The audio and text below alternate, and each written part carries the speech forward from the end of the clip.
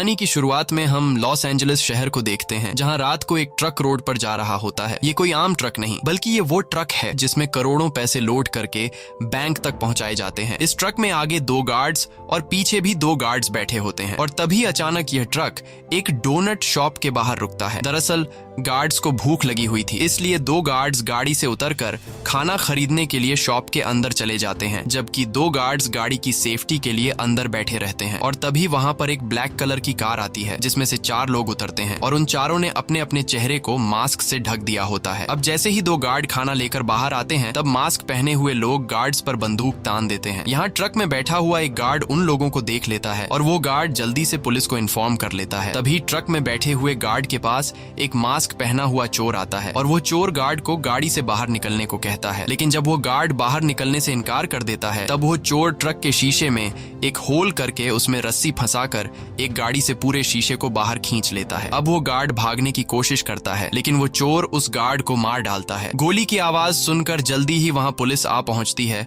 अब यहाँ चोर और पुलिस के बीच फायरिंग शुरू हो जाती है। काफी देर तक गोलीबारी होने के बाद ये लोग सभी पुलिस वालों को मार डालते हैं। और यहाँ इनकी शूटिंग स्किल्स को देखते हुए हमें पता चलता है कि यह कोई आम चोर नहीं, बल्कि यह सभी पहले यूएस मिलिट्री से रिटायर हो चुके हैं। अब यहाँ इन चोरों का एक दूसरा साथी इन्हें कॉल करके बताता है कि जल्दी से यहाँ से निकल जाओ, क्योंकि यहाँ और भी पुलिस आ रही है। यह खबर सुनते ही यह लोग जल्दी से ट्रक को चुराकर वहां से निकल जाते हैं।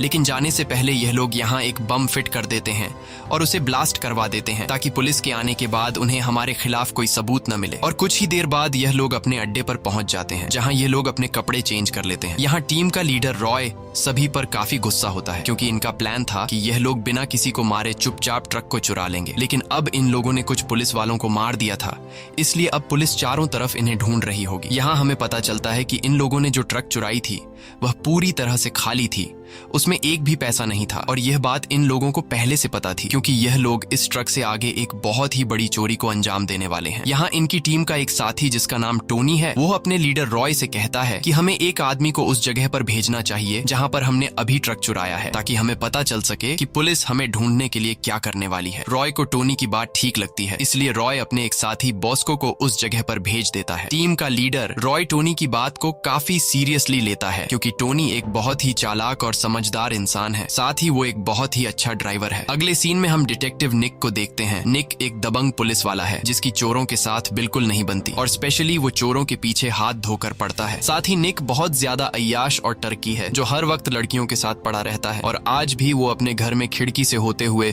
चुपके से घुसता है। घर के अंदर आते ही वो फ्रिज खोलकर कुछ खाने लगता है। तभी वहां पर उसकी वाइफ आ जाती है। यहाँ हमें पता चलता है कि इन दोनों की आपस में ज्यादा बनती नहीं है। लेकिन तभी निक कुछ ऐसा कर देता है जिससे उसकी वाइफ बहुत ज्यादा भड़क जाती है। निक मैसेज अपनी गर्लफ्रेंड को भेजने के बजाय गलती से अपनी वाइफ को भेज देता है, जिसे पढ़कर उसकी वाइफ काफी गुस्सा हो जाती है और अपने बच्चों को लेकर उसे छोड़कर चली जाती है। निक अपनी वाइफ को रोकने की काफी कोशिश करता है, लेकिन वो निक की कोई बात नहीं सुनती। अब परेशान होकर निक अपने घर के सोफे पर आकर बैठ जाता है और तभी उसे कॉल आता है, जिसमें उसे रात को होने वाले चोरी के बारे में उसे बताया जाता है। जिसके बाद निक सीधा उस जगह पर पहुंचता है जहां पर रात को चोरों ने कुछ ऑफिसर्स को मार दिया था, और साथ में वो चोर एक ट्रक भी चुरा कर ले गए। यहाँ निक हर एक चीज को काफी बारीकी से नोट करता है। निक पूछता है कि उस ट्रक के अंदर क्या था, तब वहाँ एक ऑफिसर बताता है कि वो ट्रक पूरी तरह से खाली था। ये सुनकर निक सोच में पड़ जाता है कि आखिर एक खाली ट्रक के लिए कोई इतना खून खराबा क्यों करेगा। लेकिन अब धीरे धीरे निक को समझ आने लगता है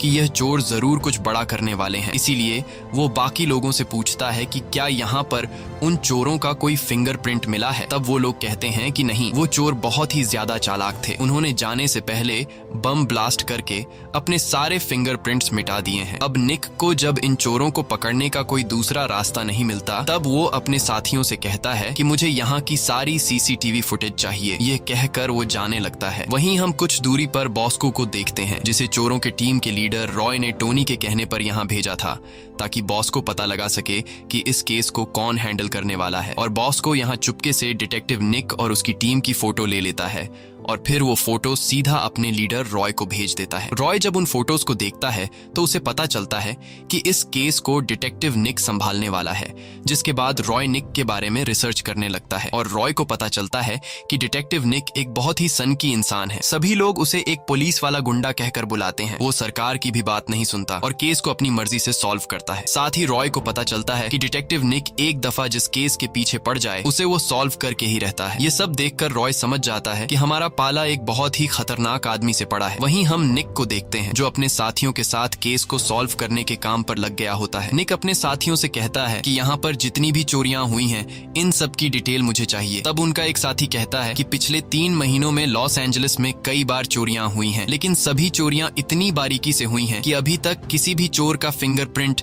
या उनके खिलाफ कोई सबूत नहीं मिला। ये सुनकर निक समझ जाता है कि ये सभी चोर बहुत ही ज्यादा शातिर है, क्योंकि जितनी परफेक्ट प्लानिंग से वो चोरी कर रहे हैं और किसी सोल्जर की तरह पुलिस से मुकाबला कर रहे हैं, इससे ये पता चलता है कि ये सभी चोर पहले आर्मी में रह चुके हैं। इसलिए निक अपने साथियों से कहता है कि उन सारे लोगों की लिस्ट निकालो जो पहले आर्मी में थे और फिर वो जेल में चले गए। अब निक की टीम को रिसर्च करते हुए रॉय नाम के एक आदमी के बारे में पता चलता है जो कभी यूएस आर्मी में हुआ करता था, लेकिन फिर वो मर्डर के केस में जेल चला गया था और जेल में अपनी सजा काटने के बाद अब रॉय आजाद हो चुका है। ये सुनकर निक अपने साथी से पूछता है कि रॉय जेल से कब छूटा है। अब जब निक का साथी उस तारीख को निकालता है जिस तारीख को रॉय जेल से आजाद हुआ था, तो उस तारीख को देखने के बाद निक का साथी चौंक जाता है, क्योंकि जब से रॉय जेल से बाहर आया है तब से लॉस एंजलिस में चोरियां होने लगी हैं। इसीलिए अब निक को पूरा का पूरा यकीन हो जाता है कि इन सब चोरियों के पीछे रॉय है और रॉय की पूरी एक टीम है। यहाँ इन्हें पता लगता है कि रॉय के टोनी नाम के एक आदमी के साथ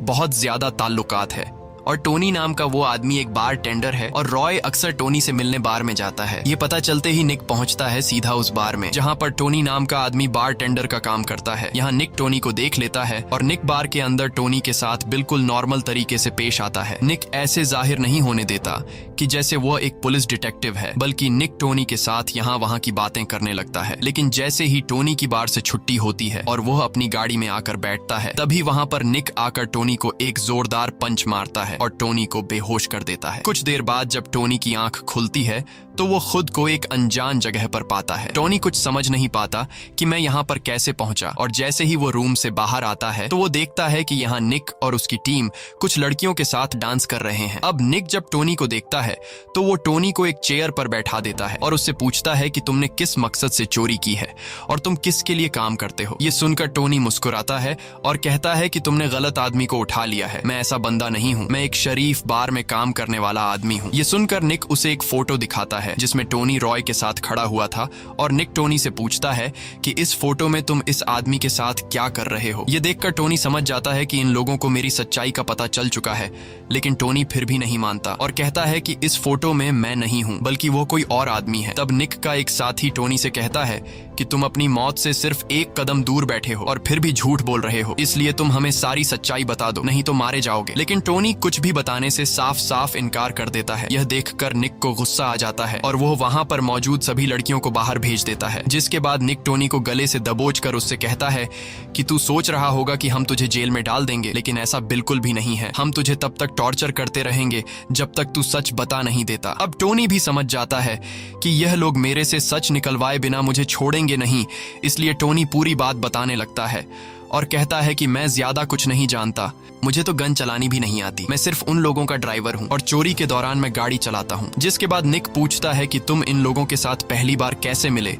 तब टोनी बताता है कि मैं जिस बार में काम करता हूँ वहाँ पर जितने भी लोग आते हैं उन सबको पता है कि मैं एक बहुत ही अच्छा ड्राइवर हूँ, इसीलिए एक दिन मेरे साथ बार में काम करने वाले एक आदमी ने मुझे बॉस्को से मिलवाया और बॉस्को मुझे लेकर के गया रॉय के पास। बॉस्को ने रॉय को मेरे बारे में बताते हुए कहा कि ये एक बहुत ही अच्छा ड्राइवर है। शुरू में रॉय को मेरी ड्राइविंग पर कुछ खास भरोसा नहीं था, लेकिन जब रॉय मेरे साथ टेस्टिंग के लिए कार में बैठा और उसने मेरी ड्राइविंग देखी तो वो मेरे ड्राइविंग स्किल से काफी इम्प्रेस हुआ और मुझे अपनी टीम में शामिल कर दिया। जिसके बाद मैंने उनके साथ पहली बार एक बैंक को लूटा। बैंक लूटने के बाद मुझे मेरे हिस्से के पैसे मिले और तब से ही ऐसा चल रहा है। मैं उनके साथ बैंक लूटता हूँ, और मुझे मेरे हिस्से के पैसे मिल जाते हैं। इसके अलावा मैं और कुछ भी नहीं जानता, क्योंकि मैं गाड़ी लेकर बैंक के बाहर खड़ा होता हूँ और मैं गाड़ी चला करके उन्हें वापस लाता हूँ। तब निक पूछता है कि वो अगली चोरी कहाँ पे करने वाले हैं, जिस पर टोनी कहता है कि मुझे कुछ भी नहीं पता, क्योंकि मैं सिर्फ उनका एक ड्राइवर हूँ। वो लोग मुझे कुछ भी नहीं बताते। जिस दिन वो लोग चोरी करने वाले होते हैं उससे एक दिन पहले वो मुझे बताते हैं कि हम चोरी कहाँ करने वाले हैं, और चोरी करने के बाद वो लोग मुझे मेरे हिस्से का पैसा देकर मुझे भगा देते हैं। ये सब सुनने के बाद निक टोनी से कहता है कि तुम जा सकते हो, लेकिन आज से तुम्हें हमारे लिए काम करना होगा, और जो कुछ भी तुम्हें उनसे पता चलेगा तुम्हें हर एक बात हमें बतानी होगी। इसलिए मैं तुम्हें जेल में डालने के बजाय आजाद कर रहा हूँ। जिसके बाद टोनी वहाँ से जाने लगता है। अब निक के पास उन चोरों की पूरी डिटेल आ चुकी थी, लेकिन निक के लिए सबसे बड़ी मुसीबत ये है कि उसके पास कोई भी सबूत नहीं है उन्हें पकड़ने के लिए। इसलिए अब ये लोग इंतजार करते हैं कि कब वो लोग अगली चोरी करेंगे और ये लोग रंगे हाथों उन्हें पकड़ लेंगे। अगले सीन में हम रॉय को देखते हैं, जो अपनी पूरी टीम को गाड़ी में बिठाकर लॉस एंजलिस के सबसे बड़े बैंक के बाहर ले आता है। जिसके बाद रॉय अपनी पूरी टीम को इस बैंक के पास वाले बिल्डिंग में लेकर जाता है और कहता है कि यह बैंक लॉस एंजलिस का सबसे बड़ा फेडरल बैंक है, जिसे आज तक कोई भी नहीं लूट पाया, लेकिन हमारा अगला टारगेट यही बैंक है। रॉय कहता है कि ऐसा बिल्कुल नहीं है कि आज तक इस बैंक को किसी ने लूटने की कोशिश नहीं की, बल्कि इस बैंक को 57 बार लूटने की कोशिश की गई है, मगर हर बार चोरों ने अपनी जान गंवाई है, क्योंकि यहाँ की सिक्योरिटी बहुत ही ज्यादा स्ट्रिक्ट है। अगर कोई आदमी बाहर से इस बैंक को 2 मिनट से ज्यादा घूरने लगे तो गार्ड आकर उस आदमी को पकड़ लेते हैं। इसीलिए हमारा यहाँ से चोरी करना मुश्किल तो है, लेकिन नामुमकिन नहीं। इसके बाद रॉय अड्डे पर आकर अपने साथियों को प्लानिंग समझाने लगता है और बताता है कि इस बैंक में हर रोज 500 से 700 मिलियन डॉलर हर रोज कैश होता है। बैंक के अंदर इतनी बड़ी अमाउंट होने की वजह से हर एक जगह पर सिक्योरिटी गार्ड मौजूद होता है, और हमारे लिए सबसे बुरी बात यह है कि इस बैंक के पास हर एक नोट का सीरियल नंबर होता है और वह नंबर कंप्यूटर में दर्ज है। इसलिए अगर कोई इस बैंक से पैसा चुराकर उन पैसों को बाहर दुनिया के किसी भी कोने में खर्च करेगा तो बैंक वाले उस नोट के सीरियल नंबर से उस आदमी को ट्रैक करके 2 मिनट में पकड़ लेंगे, क्योंकि उनके पास नोट का नंबर है। अब ये सब सुनने के बाद रॉय के साथी पूछने लगते हैं कि फिर हम आखिर चोरी करेंगे कैसे। तब रॉय बताता है कि ये लॉस एंजलिस का सबसे बड़ा बैंक होने की वजह से लॉस एंजलिस में बाकी जितने भी छोटे बड़े बैंक हैं उन सभी का पैसा इसी बैंक में आता है, और जब ये लोग मशीनों से उन पैसों को गिनने लगते हैं तब यहाँ इस बैंक की मशीनें फटे पुराने और खराब हुए नोटों को अलग कर देती हैं। इसके बाद उन सभी पुराने और खराब नोटों को कंप्यूटर में डालकर उनका सीरियल नंबर कंप्यूटर के डेटा से खत्म कर दिया जाता है, और फिर उन नोटों को मशीन में डालकर बर्बाद करके कचरा बना दिया जाता है। इस तरह से बैंक के पास बर्बाद किए गए नोटों का कोई रिकॉर्ड नहीं रहता, और ये लोग हर रोज 500 से 700 मिलियन में से 30 मिलियन डॉलर कचरा कर देते हैं, और हमें उन पुराने खराब हुए 30 मिलियन डॉलर के नोटों को कचरा होने से पहले चुराना है। इस तरह से हम अगर उन नोटों को दुनिया के किसी भी कोने में इस्तेमाल करें तो बैंक वाले हमें नहीं पकड़ सकते, क्योंकि उनके पास उन पुराने नोटों का सीरियल नंबर नहीं होगा। तब इन बातों को सुनने के बाद सारे लोग सोच में पड़ जाते हैं और कहते हैं कि आखिर हम अंदर कैसे जाएंगे। तब रॉय अपने आगे की प्लानिंग समझाते हुए कहता है कि हमने बैंक का जो ट्रक चुराया है उसी से हम गार्ड्स के कपड़े पहनकर बैंक के पिछले वाले रास्ते से अंदर जाएंगे, क्योंकि पीछे वाले रास्ते पर ज्यादा सिक्योरिटी नहीं होती। वो लोग सिर्फ ड्राइवर को देखते हैं। लेकिन इस मिशन को अंजाम देने से पहले हमें एक आदमी को बैंक के अंदर भेजना होगा, ताकि अंदर वह बैंक का अच्छी तरह से जायजा ले सके। और अगले ही दिन टोनी उस बैंक के पास वाले रेस्टोरेंट में कुरियर बॉय की जॉब पर लग जाता है। अब जैसे ही बैंक के अंदर से एक लेडी खाना पार्सल ऑर्डर करती है, तब टोनी एक लेडी का खाना उठाने के बजाय 2 पार्सल उठाकर बैंक के अंदर चला जाता है। अंदर आते ही टोनी को अच्छी तरह से चेक किया जाता है और फिर काउंटर पर टोनी को एंट्री कार्ड दिया जाता है, जिससे वह अब किसी भी टाइम बैंक के अंदर जा सकता था। इसके बाद टोनी उस लेडी को खाना दे देता है। लेडी को खाना पहुंचाने के बाद टोनी बाथरूम में जाकर उस दूसरे पार्सल को बाथरूम के सीलिंग के ऊपर छुपा देता है। लेकिन वह जैसे ही बैंक से बाहर निकलता है, निक के टीम वाले उसे देख लेते हैं, क्योंकि निक के टीम ने पहले से टोनी पर नजर रखी हुई होती है। अब यहाँ निक के साथी जब निक को इस बात की खबर देते हैं कि टोनी लॉस एंजलिस के सबसे बड़े फेडरल बैंक के अंदर गया था, तो ये खबर सुनकर निक परेशान हो जाता है और कहता है कि उनकी इतनी औकात नहीं है कि वो लॉस एंजलिस के फेडरल बैंक को लूटे, क्योंकि उस बैंक को लूटना इम्पॉसिबल है और वो लोग इतने भी बेवकूफ नहीं हो सकते कि फेडरल बैंक को लूटने की कोशिश करें। लेकिन निक को अब भी डर रहता है, क्योंकि वह ये बात जानता था कि वो लोग मुझसे भी बड़े पागल हैं और वो लोग कुछ भी कर सकते हैं। इसी दिन रात को रॉय और उसके साथी रेस्टोरेंट में अपने फैमिली के साथ खाना खा रहे थे। तभी वहां पर डिटेक्टिव निक आ जाता है। यहाँ टोनी भी निक को देख लेता है और टोनी निक को देखकर घबरा जाता है, क्योंकि टोनी को डर था कि कहीं निक रॉय के सामने ये ना कह दे कि तुम मेरे साथ मिले हुए हो, और होता भी ऐसा ही है। निक सीधा टोनी के पास आता है और उससे कहता है कि मैं तुम्हें जानता हूँ, हम लोग कुछ दिन पहले जिम में मिले थे, तुम यहाँ पर क्या कर रहे हो। ये देखकर टोनी के टीम के सभी लोग टोनी को शक की निगाहों से देखने लगते हैं। दरअसल निक ऐसा इसलिए करता है क्योंकि वह इन सभी को आपस में लड़वाना चाहता था और ऐसा करने में वह कामयाब हो जाता है। अब खाना खाने के बाद रॉय टोनी को अपने अड्डे पर ले जाता है। रॉय टोनी पर काफी गुस्सा होता है और अपने साथियों से उसकी चेकिंग लेने को कहता है कि कहीं टोनी पुलिस वाला तो नहीं। इसके बाद रॉय उस पर बंदूक तान कर कहता है कि तुम उस पुलिस वाले को कैसे जानते हो और तुमने पुलिस को हमारे बारे में क्या बताया है। तब टोनी यहाँ सब कुछ बताने लगता है और कहता है कि उन लोगों ने मुझे पकड़ लिया था और मेरे पकड़े जाने से पहले वो तुम सब लोगों के बारे में जानता है। उसने बहुत कोशिश की मुझसे सच्चाई निकलवाने की, लेकिन मैंने उन्हें पूरी सच्चाई नहीं बताई, बल्कि मैंने खुद को तुम्हारा ड्राइवर बताकर उनसे खुद को आजाद कर लिया और उन लोगों को हमारी चोरी के प्लानिंग के बारे में कुछ भी नहीं पता। अब इन बातों को सुनने के बाद रॉय टोनी से कहता है कि जाओ और उन लोगों से जाके कह दो कि हम फ्राइडे को चोरी करने वाले हैं और किसी भी कीमत पर हमारा फैसला नहीं बदलेगा। ये सुनकर टोनी कहता है कि ऐसा करना बेवकूफी होगी और हम लोग पकड़े जा सकते हैं, लेकिन रॉय कहता है कि तुम मुझ पे भरोसा रखो और जो मैंने तुमसे कहा है जाकर निक से कह दो। अब टोनी ना चाहते हुए निक की तरफ निकल पड़ता है और कुछ ही देर बाद निक के पास पहुंच जाता है। तब निक टोनी से उनके आगे की प्लानिंग के बारे में पूछने लगता है, लेकिन यहाँ टोनी पहले निक पर गुस्सा करता है और कहता है कि तुमने मुझे मरवा ही दिया था। उन सबको मुझ पे शक हो गया था, इसलिए वो मुझे मारने वाले थे, लेकिन मैंने उन्हें चकमा देकर खुद को छुड़ा लिया। यहाँ टोनी निक से कहता है कि तुम्हारा पाला बहुत ही गलत लोगों से पड़ा है। वो लोग तुमसे भी ज्यादा डीठ है और वो आने वाले फ्राइडे को चोरी करने वाले हैं और उनका कहना है कि हमें कोई भी नहीं रोक सकता। तब निक कहता है कि वो लोग कौन सी जगह पर चोरी करने वाले हैं, जिस पर टोनी कहता है कि मुझे पता नहीं है क्योंकि वो लोग मुझे कभी भी अपनी प्लानिंग के बारे में नहीं बताते, इसीलिए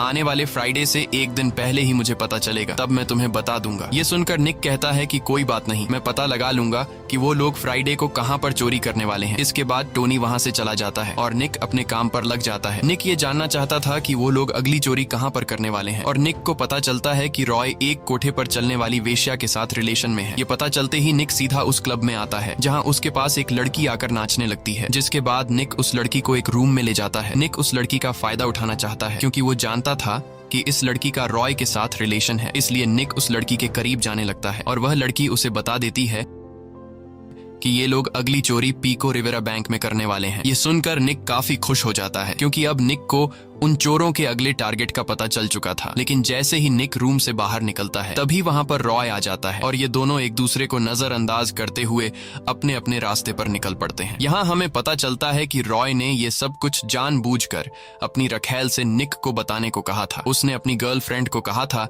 कि वह निक के पास जाए और उसे बैंक का नाम बताए। अब फाइनली वह दिन आ जाता है जिस दिन ये लोग चोरी करने वाले होते हैं, जिसके बाद ये सभी लोग तैयारी करने लगते हैं और दूसरी तरफ निक और उसकी टीम भी तैयार हो जाती है। यहाँ पुलिस और चोर दोनों परेशान होते हैं क्योंकि इन दोनों ग्रुप्स को पता था कि आज कुछ भी हो सकता है और कुछ ही देर बाद चोरों की टीम पीको रिवेरा बैंक में घुस जाते हैं और देखते ही देखते सारे लोगों को बंदी बना लेते हैं। अब बैंक का पूरा कंट्रोल हाथ में लेने के बाद रॉय बैंक के मैनेजर को उठाता है और उससे पुलिस वालों को कॉल करने के लिए कहता है। जब मैनेजर पुलिस को कॉल मिला लेता है तब रॉय मैनेजर को अपनी शर्तें बताने लगता है कि हमें $10 मिलियन और एक हेलीकॉप्टर चाहिए और बाहर हमें एक भी पुलिस वाला नजर नहीं आना चाहिए। अगर पुलिस टाइम पर पैसे पहुंचा नहीं पाई तो हम एक एक करके यहाँ लोगों को मारते जाएंगे। वही निक अपने साथियों के साथ बैंक के बाहर खड़ा होता है और तभी वहाँ पर लोकल पुलिस की गाड़ियां आ जाती हैं। निक उनसे बहस करने लगता है कि ये हमारा केस है, हम पिछले कई दिनों से इनको पकड़ने के काम पर लगे हुए हैं, इसलिए तुम लोग यहाँ से चले जाओ। अब यहाँ रॉय चुपके से जब खिड़की से देखता है तो उससे पता चलता है कि यहाँ और भी पुलिस की कुछ गाड़ियां आ चुकी हैं। ये देखकर रॉय गुस्सा हो जाता है और वह अपने आदमी से कहता है कि एक लड़की को कमरे में ले जाकर मार दो। अब अपने लीडर की बात को मानते हुए वह आदमी ऐसा ही करता है और एक लड़की को कमरे में ले जाकर गोली मार देता है। गोली की आवाज सुनकर बाहर खड़े सभी पुलिस वाले अलर्ट हो जाते हैं। तब बाहर से फौरन बैंक के मैनेजर के पास पुलिस का कॉल आता है। तब बैंक का मैनेजर पुलिस से कहता है कि जल्द से जल्द इन लोगों के लिए एक हेलीकॉप्टर और $10 मिलियन का इंतजाम करो, क्योंकि पहले ही टाइम पर पैसा न पहुंचने की वजह से ये लोग एक लड़की को मार चुके हैं और अब अगर तुम लोगों ने और देर की तो ये लोग हमें भी मार डालेंगे। तब पुलिस मैनेजर से कहती है कि तुम परेशान मत हो, हम जल्द ही एक हेलीकॉप्टर और पैसों का इंतजाम करने वाले हैं। तभी यहाँ हम चोरों के एक साथी को देखते हैं जिसका नाम मैक है। मैक एक हैकर है और उसने लॉस एंजलिस के सबसे बड़े फेडरल बैंक के फोन लाइन को हैक कर लिया है और मैक पीको रिवेरा बैंक में मौजूद अपने साथियों को कॉल करके बताता है कि तुम लोग जल्दी से ट्रक में पैसा लोड करो, क्योंकि अब टाइम पूरा हो चुका है कि पीको रिवेरा बैंक से ट्रक में पैसा जाएगा लॉस एंजलिस के सबसे बड़े फेडरल बैंक में। जिसके बाद चोर मैनेजर को लेकर बैंक की तिजोरी के पास लेकर जाते हैं और उससे तिजोरी खुलवाते हैं। तिजोरी खुलने के बाद ये लोग तिजोरी से सारा पैसा निकालकर एक ट्रक में भर लेते हैं। अब सारा काम कंप्लीट होने के बाद ये लोग बैंक में एक बहुत ही बड़ा ब्लास्ट करते हैं। ब्लास्ट की आवाज सुनकर बाहर पुलिस को लगता है कि उन लोगों ने तिजोरी को तोड़ दिया है, लेकिन निक को कुछ गड़बड़ नजर आ रही थी और तभी निक की नजर वहां की सीवरेज लाइन पर पड़ती है, जिसे देखकर निक समझ जाता है कि ये तिजोरी नहीं बल्कि टनल के रास्ते को तोड़ने की आवाज थी। ये पता चलते ही निक बैंक के अंदर घुस जाता है। अंदर जाकर ये लोग देखते हैं कि उन चोरों ने जितने भी लोगों को बंदी बना रखा था वो सभी सही सलामत है। और जब निक उस कमरे में जाता है जिस कमरे में उन चोरों ने एक लड़की को मारा था, तो वहां जाकर निक को पता चलता है कि उन लोगों ने किसी भी लड़की को नहीं मारा है, वो लड़की बिल्कुल ठीक है और जो गोली की आवाज आई थी वो सिर्फ एक ड्रामा था। और जब ये लोग तिजोरी के पास वाले रूम में पहुंचते हैं तो वहां उन्हें एक बहुत ही बड़ा गड्ढा दिखाई देता है, जिसे देखकर ये लोग समझ जाते हैं कि वो चोर हमें बेवकूफ बनाकर सीवरेज लाइन से होकर चले गए हैं। वही हम रॉय और उसके एक साथी को देखते हैं जिन्होंने बैंक के गार्ड्स के कपड़े पहने होते हैं और ये लोग एक ट्रक को चला रहे होते हैं। ये वही ट्रक होता है जिसे हमने कहानी की शुरुआत में देखा था और अब इन्होंने इस ट्रक को पेंट करके इसका पूरा डिजाइन बदल दिया होता है ताकि ये बिल्कुल एक ओरिजिनल बैंक में पैसे ले जाने वाला ट्रक लगे। और अब उन्होंने जिस पिको रिवेरा बैंक में डाका डाला था उसकी तिजोरी से सारा का सारा पैसा लेकर उन्होंने ट्रक में भर दिया है और ये पैसा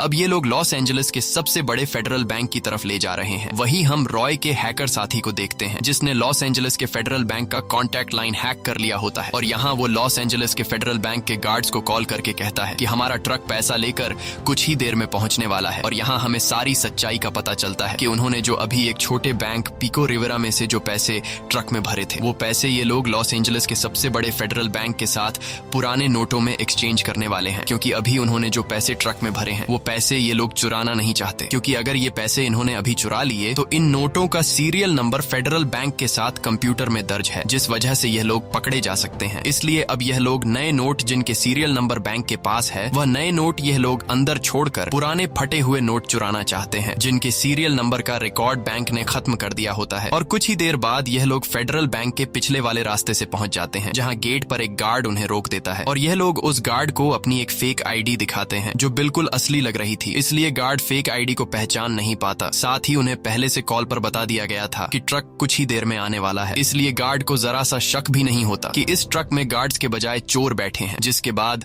गार्ड्स ट्रक को अंदर जाने देता है। अंदर आते ही ये लोग पैसों के 2 बड़े बड़े बॉक्सेस ट्रक से निकालते हैं। ये वही पैसे होते हैं जो उन्होंने अभी पिको रिवेरा बैंक के तिजोरी से लूटे थे और ये लोग इन पैसों के 2 बॉक्सेस को काउंटिंग वाली जगह पर ले जाने लगते हैं। यहाँ हम देखते हैं कि इन लोगों ने टोनी को एक पैसों के बॉक्स में अंदर छुपा कर रखा है और जब ये लोग काउंटिंग वाली जगह पर पहुंचते हैं तब एक गार्ड आकर उनसे कहता है कि पैसों को काउंटिंग में टाइम लगेगा, इसलिए तुम लोग डिपार्ट के बाहर इंतजार करो। इसके बाद वो गार्ड उस पैसों के बॉक्स को जिसके अंदर टोनी छुपा हुआ था वो उसे काउंटिंग वाले डिपार्ट के अंदर ले आता है। यहाँ रॉय अपने साथी बॉस्को को कॉल करके कहता है कि टोनी काउंटिंग वाले डिपार्ट में पहुंच चुका है, इसलिए तुम जल्दी से यहाँ की बिजली काट दो।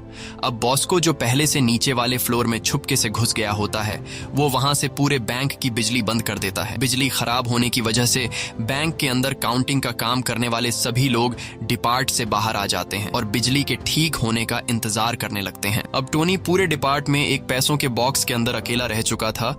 इसके बाद टोनी एक स्ट्रोब लाइट ऑन कर देता है जिससे सभी कैमरे ब्लर हो जाते हैं। कैमरे ब्लर होने के बाद टोनी जल्दी से पैसों के बॉक्स से बाहर आता है और देखता है कि यहाँ पर कोई भी नहीं है। अब टोनी जल्दी से वहां पर मौजूद उन फटे पुराने पैसों को बैग में भरने लगता है जिन्हें एक बार काउंट कर लिया गया है और दोबारा गार्ड इन पैसों को काउंट नहीं करेंगे। ये वो पैसे होते हैं जिन पैसों का सीरियल नंबर कंप्यूटर के डेटा से मिटाकर उन्हें कचरा किया जाने वाला था। अब टोनी जल्दी जल्दी से कई सारे बैग्स को पैसों से भरकर वहां पर मौजूद कचरे के डब्बे में उन बैग्स को फेंकने लगता है। टोनी कचरे के डब्बे में पैसों से भरे बैग्स इसलिए फेंकता है क्योंकि कुछ देर बाद कचरे वाली गाड़ी आकर इन पैसों को कचरा समझकर बाहर फेंक देगी, तब जाकर यह लोग यहीं पैसों को उठा लेंगे। वहीं कंट्रोल रूम में गार्ड्स को शक होने लगता है कि अचानक सभी कैमरे खराब कैसे हो गए, इसलिए कुछ गार्ड्स काउंटिंग डिपार्ट की तरफ आने लगते हैं। यह देखकर रॉय टोनी को वायरलेस माइक के जरिए कहता है कि जल्दी से सभी पैसों को कचरे के बॉक्स में फेंक दो क्योंकि कुछ गार्ड्स तुम्हारी तरफ आ रहे हैं। यह सुनकर टोनी घबरा जाता है और वो और भी जल्दी से पैसों को बैग्स में भरकर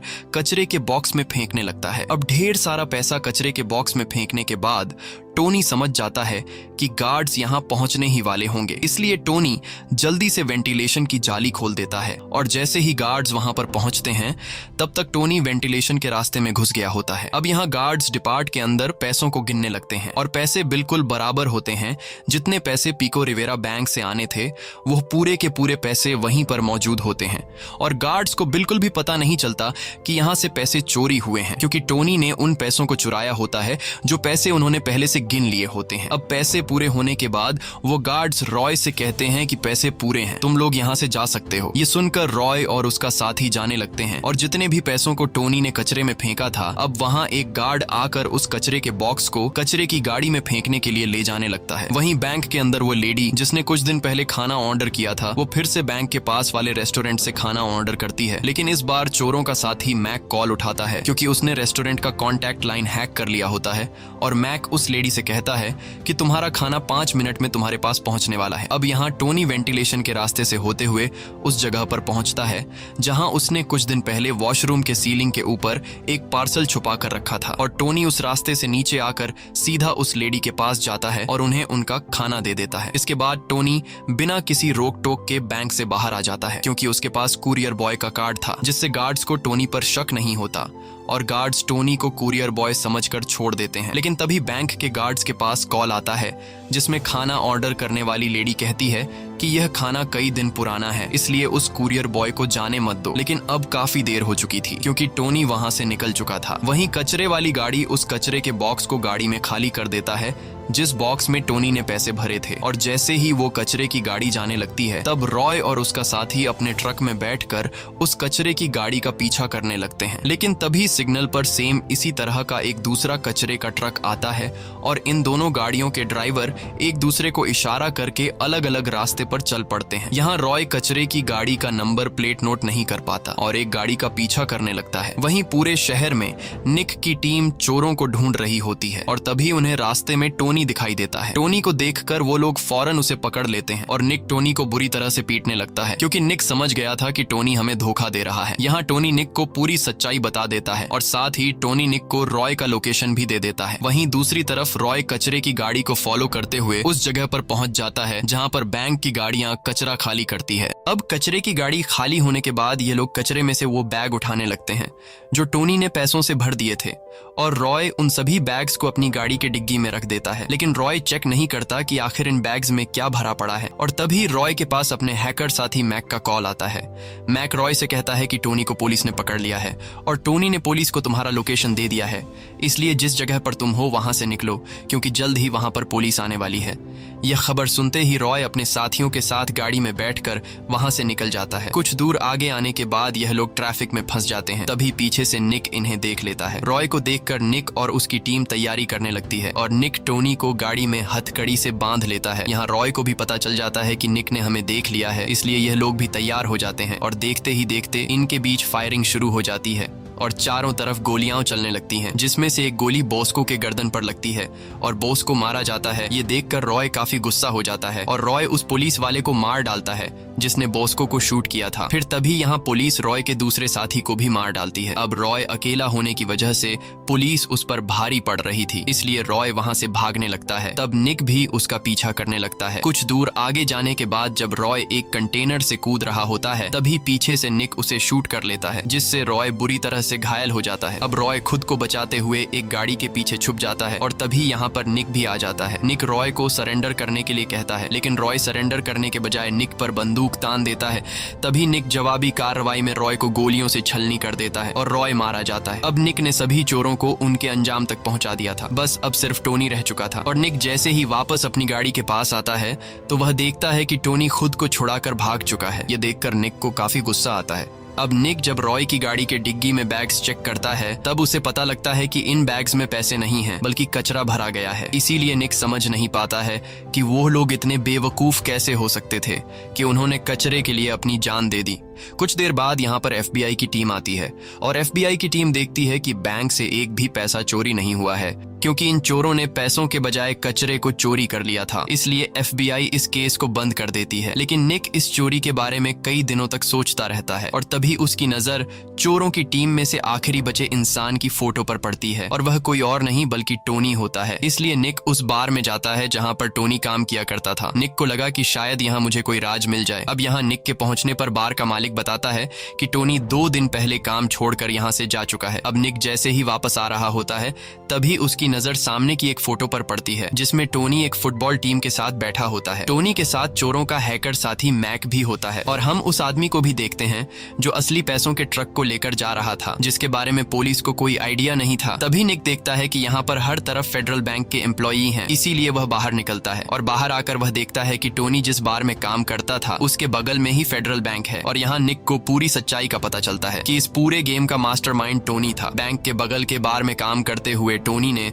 बैंक के एम्प्लॉई से नशे की हालत में हर एक जानकारी ले ली थी और उसने अपने साथ बैंक के कचरा ले जाने वाले ट्रक के ड्राइवर को भी अपने साथ शामिल कर लिया था।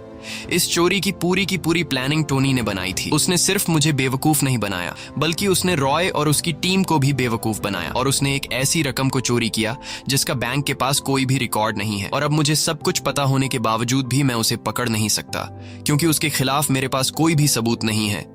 मूवी के आखिर में हम टोनी को लंदन के एक बार में देखते हैं और अब भी वह एक बार टेंडर का जॉब करता है और इस बार उसका बार एक डायमंड एक्सचेंज कंपनी के बगल में है।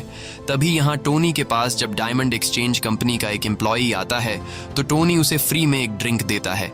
ये देखकर हमें पता चलता है कि इस बार टोनी का अगला टारगेट डायमंड एक्सचेंज कंपनी है। इसी के साथ ये कहानी खत्म हो जाती है। अगर आपको ये वीडियो अच्छी लगी हो तो हमारे चैनल को सब्सक्राइब और वीडियो को लाइक जरूर कीजिएगा।